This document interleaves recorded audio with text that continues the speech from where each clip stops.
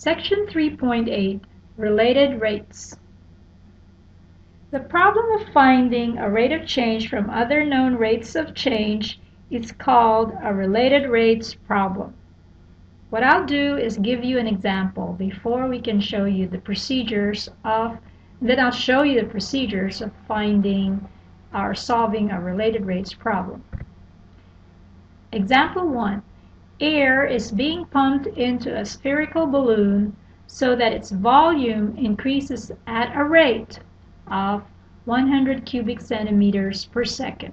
How fast is the radius of the balloon increasing when the diameter is 50 centimeters? All right, to picture a balloon, all right, and air is being pumped into it. So let's just look at one sphere in general. Right, and it's got of course a radius and a diameter, and now we are asked to find how fast is the radius increasing while we are pumping air into the balloon at a particular point or time when this diameter is 50 centimeters. Okay.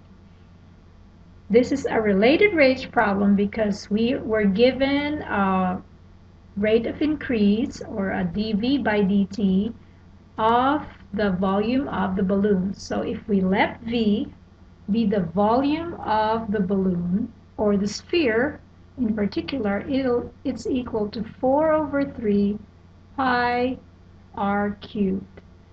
And it says here that the volume increases at a rate. So that tells us that dV by dt is equal to 100 cubic centimeters per second. And it says we are to find the rate at which the radius is increasing. So we are to find dr by dt. Okay.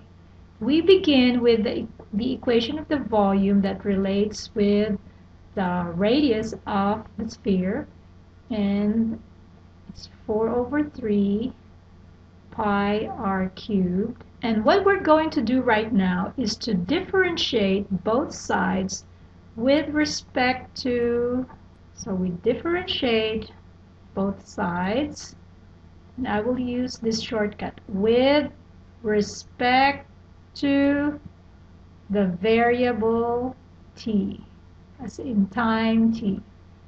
So if I differentiate both sides with respect to t, that means the volume changes with time, the radius changes with time, so each of these variables are functions of time. So I'll go dV by dt will be equal to 4 over 3 pi times the derivative of r cubed, which is 3r squared, times, because this is just taking the derivative with respect to r, now we have to multiply by chain rule the derivative of r with respect to time. And it says we are to find dr by dt. So if we simplify a few things here, and if I solve for dr by dt, we will get dr by dt means we multiply both sides by the reciprocal of the coefficient of dr by dt and multiply it to dv by dt, and that's equal to, well, let's go ahead and put dv by dt here. So multiply by the reciprocal of all this is 1 over 4 pi r squared. And now that we have differentiated and solved for dr by dt, we can now substitute all that is given. So dV by dt is equal to 100 cubic centimeters per second multiplied by 1 over 4 pi times the square of the radius at the moment when the diameter is 50 centimeters, which means this is 25 squared. And all that will just give us That cancels out the 4 into here. So 4 goes into 125 times, which means we cancel out one of the 25. So we are left with 1 over 25 pi. And the unit of measure is, there's a cubic centimeters on top, and you divide it by a square of the centimeter, gives us centimeter per second. So this is now the rate of increase of the radius at the instant where the diameter was 50 centimeters. Okay. Related rates problem strategy. Number 1. Draw a picture and name the variables and constants. We did that with the sphere. Okay, use t for time and assume, of course, that all the variables are functions of time and that they can be differentiated. You can take the derivative of all the variables. Write down the numerical information, in other words, all that's given, write it down. And then also write down what you're asked for. Usually it's a rate. So in our problem, we were asked to look for dr by dt. And then write an equation that relates the variables. So what we wrote was the volume equation that relates the radius. So 4/3 pi r cubed. And then after we write the equation, we differentiate it with respect to time, and we did that. And then we got an expression in terms of dv by dt and dr by dt. And then we solve for dr by dt, and we evaluate, the last one is we evaluate all the information that's already given.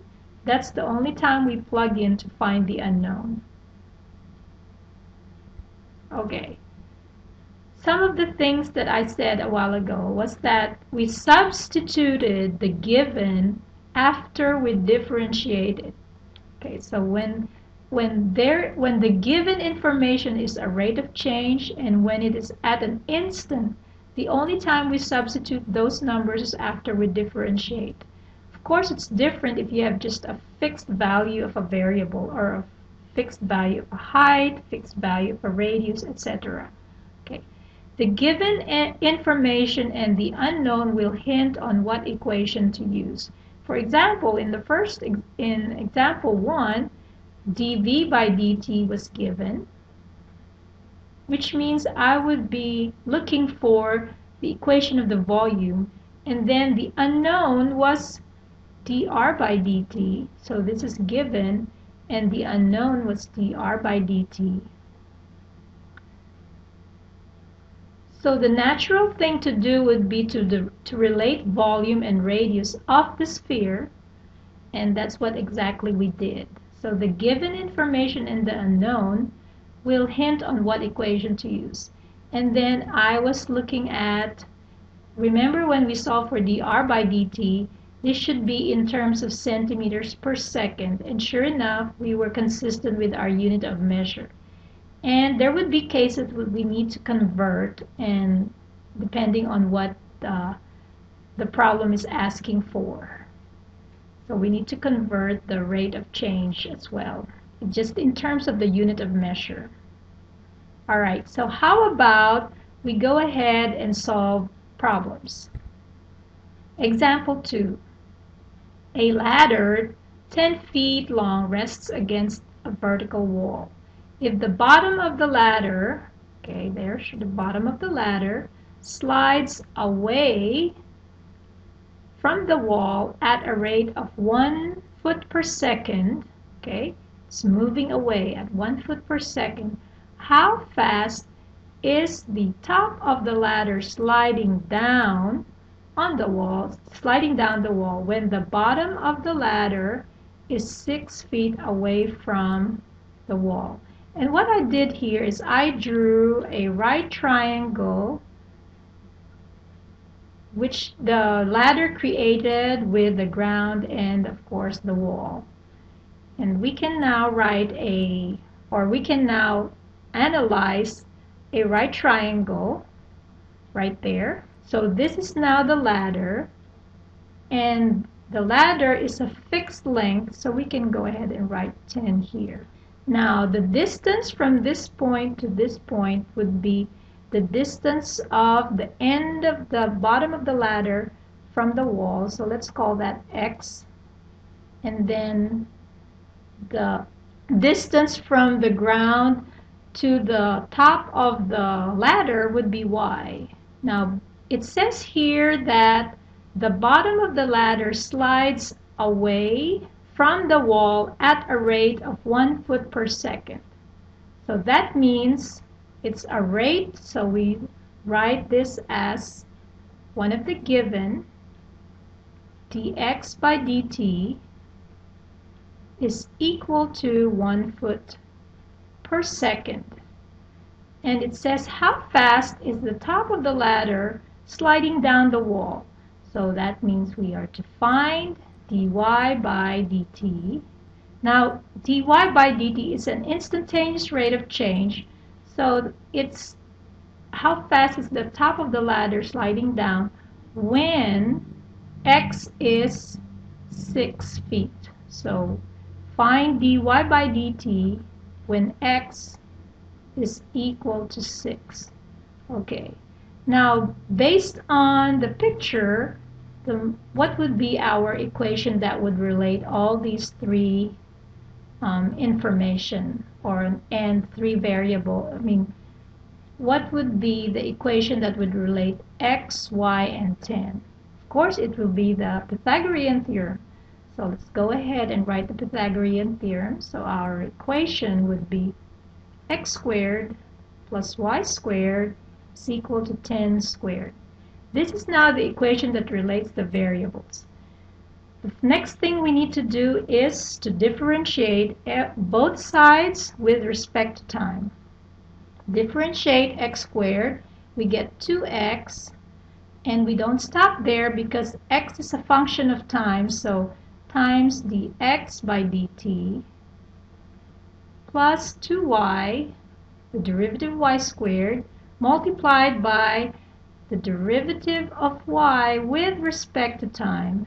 And of course, the derivative of a constant is 0. Now we are to solve for dy by dt, which means, well, first of all, let me go ahead and cancel 2 on both sides. And we'll have dy by dt. Put this term on the other side will give us the negative of x dx by dt.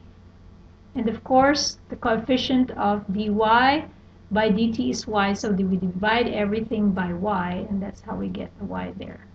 All right. Okay. Now, are we ready to substitute the given? Yes, because we've already differentiated. Now, it says when x is 6, we can plug the 6 there. We can plug in the value for dx by dt. But what is y? So to find y, we substitute it, or rather we solve for y using the Pythagorean theorem when x is 6. So this is 10 squared minus x squared is 6 squared, and that's just equal to 100 minus 64. Take the square root of 64. That gives us 8. So this is equal to negative 6 over 8 times 1 centimeters per, or rather foot per second. So if we simplify, that gives us the negative 3 over 4 foot per second. So the rate at which the top of the ladder is sliding down is 3/4 of a foot per second at the instant when x is equal to 6. Okay.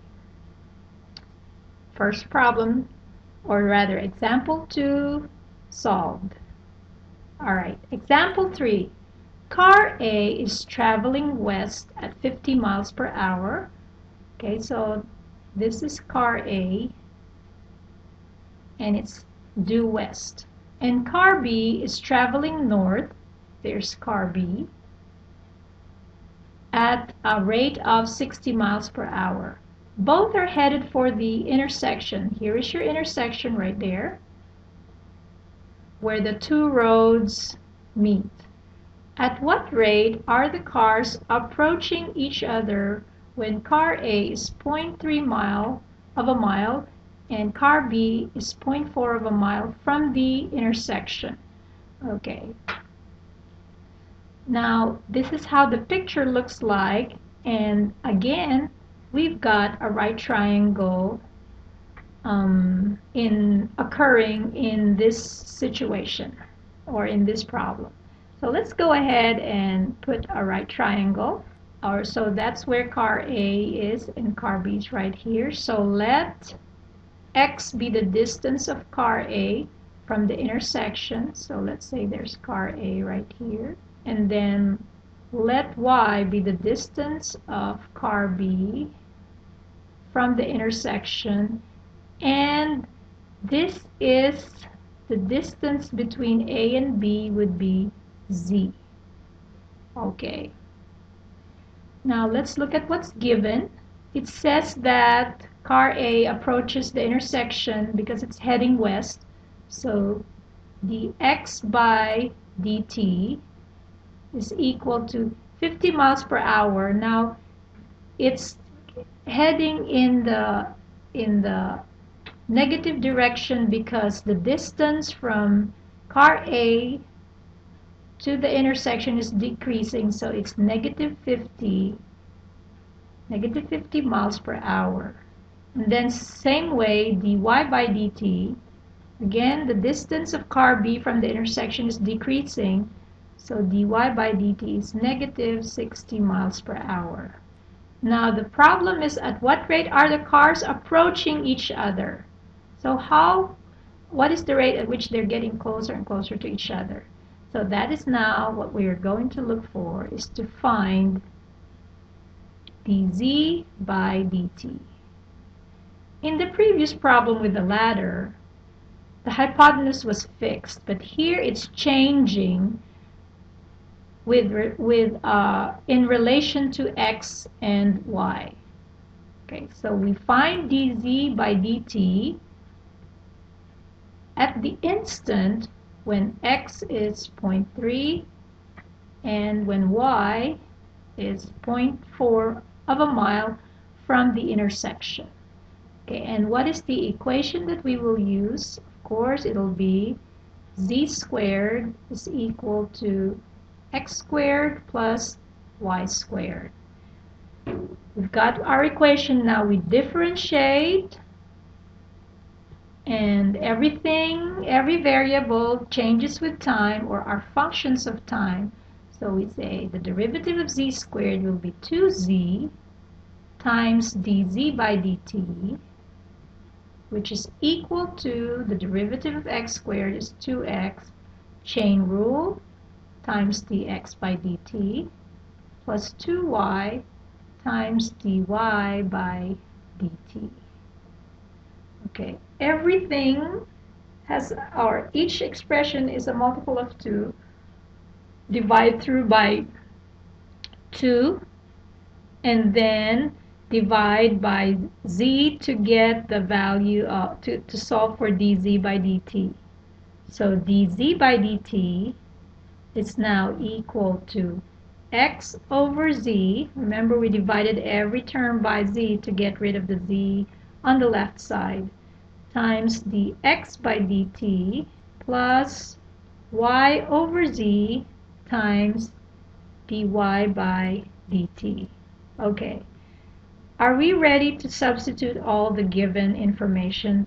Yes, because we've already differentiated. We've got the value for the x, the value for the y. Now we need to solve for z. And then, of course, we can substitute the rates of change, the dx by dt and dy by dt.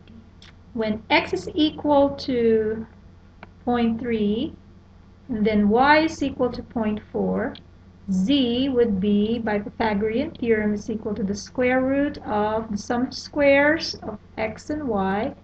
So it's 0.3 squared plus 0.4 squared, And if you do the arithmetic on this expression, that's just equal to 0.5 because you'll end up with a 0.25. Take the square root of 0.25 and you get 0.5. Now everything now is ready to be plugged in. So we have 0.3 over 0.5 times negative 50 miles per hour plus 0.4 over 0.5 times negative 60 miles per hour, and miles per hour plus another miles per hour will give us a miles per hour unit of measure, and this is equal to negative, if we use our calculator and work on plugging everything in, then this is equal to negative 78 miles per hour. Okay, so at what rate are the cars approaching each other when they are 0.3 and 0.4 respectively miles away from the intersection is 78 miles per hour. And it's negative because the distance between car B and car A, of course, is decreasing as they get closer and closer to the intersection. Example 4. If A is the area of a circle with radius r and the circle expands as time passes, find dA by dt in terms of dr by dt. We will relate the area of this circle, which is pi r squared. It says find dA by dt in terms of dr by dt. Well, just differentiate both sides with respect to time, and that's just dA by dt equal to, pull down the 2 pi r, and then of course by chain rule, dr by dt. So there we have solved for dA by dt with respect to dr by dt, or rather in terms of dr by dt. Alright. Letter B. Suppose oil spills from a ruptured tanker and spreads in a circular pattern. If the radius of the oil spill increases at a constant rate of 1 meter per second, how fast is the area of the spill increasing when the radius is 30 meters? Alright. So just use what we got from letter A. So R is, or rather, the area of the circle is pi r squared, right there. And we're given that the radius is increasing at a rate of 1 meter per second. So find dA by dt, because it says how fast is the area increasing. So everything will just be substituted now that we know we've already differentiated. So find dA by dt when r is equal to 30 meters. So dA by dt is equal to 2 pi times the radius is 30, and then the r by dt is 1 meter per second, which will give us 60 pi meters per second. So that is the rate at which the area of the circle of the oil spill is increasing.